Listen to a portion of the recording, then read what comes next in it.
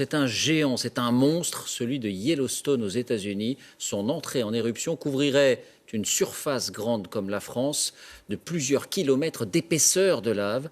La surveillance de ce supervolcan est désormais plus précise. Envoyés spéciaux Valérie Astruc, Régis Massini.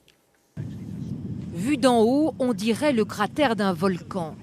En réalité, ce lac multicolore n'est qu'un bassin d'eau bouillante. On en compte des centaines dans le parc de Yellowstone. Le vrai volcan, lui, est invisible à l'œil nu. Il mesure 60 km de diamètre. Les touristes peuvent simplement deviner sa présence. L'eau des geysers qui jaillit à près de 90 degrés. L'impression d'être en contact avec le centre de la Terre. Mais les visiteurs n'ont qu'une très vague idée du monstre qui sommeille sous leurs pieds. Beaucoup de chaleur, une grosse poche de trucs en fusion, enfin quelque chose.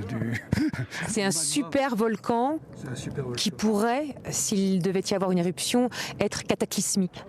Oui, d'accord, je m'en vais. Super volcan, l'expression n'est pas choisie au hasard. Il suffit d'écouter le guide du parc de Yellowstone pour en comprendre la terrible signification. Techniquement, un supervolcan, s'il explose, peut changer le climat et même la vie sur Terre. Il peut aussi provoquer la fin du monde, mais ça, c'est encore en débat. Or, les doutes sur une méga-éruption à Yellowstone sont de moins en moins permis. Récemment, les scientifiques ont fait une découverte vraiment pas rassurante. Sous la première chambre de magma déjà connue, un autre réservoir dont la taille fait froid dans le dos. C'est une cavité immense qui contient 10 000 km3 de magma.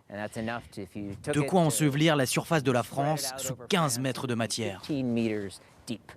Le directeur de l'observatoire volcanique redouble de vigilance. Il mesure les nombreuses secousses sismiques ainsi que l'activité géothermique de Yellowstone. Là, ça fait 62 degrés, une température habituelle. Cette source est assez récente, ça change tout le temps ici. Les chercheurs ont un point de comparaison, l'éruption du volcan du Mont Sainte-Hélène en 1980. Un glissement de terrain met à nu la poche de magma qui explose.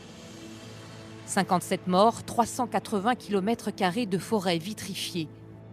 Or, Yellowstone serait 2000 fois plus puissant que le Mont Sainte-Hélène. Ça dépasse l'imagination. Ce serait un événement à l'échelle continentale. C'est comme si une météorite ou une comète entrait en collision avec la Terre. On ne peut pas se préparer à ça. Les scientifiques ont retrouvé la trace de 3 méga-éruptions à environ 700 000 années d'intervalle. La dernière a eu lieu il y a 640 000 ans, mais impossible de prévoir la date du prochain cataclysme. Seule certitude, le supervolcan ne devrait pas exploser avant plusieurs milliers d'années. De quoi nous laisser le temps d'apprécier l'inquiétante beauté de Yellowstone. Et comme promis, à l'heure où on